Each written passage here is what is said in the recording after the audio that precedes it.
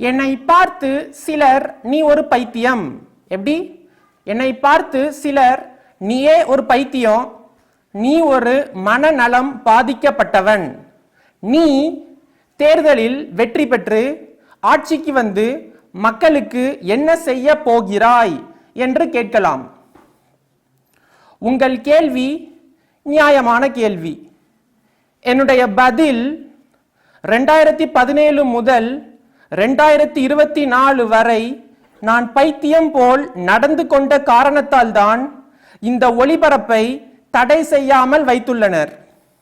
நான் புத்திசாலி போல் பேசினால், நான் புத்திசாலி போல் நடந்து கொண்டால் எந்த நேரமும் இந்த ஒளிபரப்பு தடை செய்யப்படலாம். திரும்பவும் சொல்றேன், நான் புத்திசாலி போல் பேசினால், நான் புத்திசாலி போல் நடந்து கொண்டால் எந்த நேரமும் இந்த ஒளிபரப்பு தடை செய்யப்படலாம்.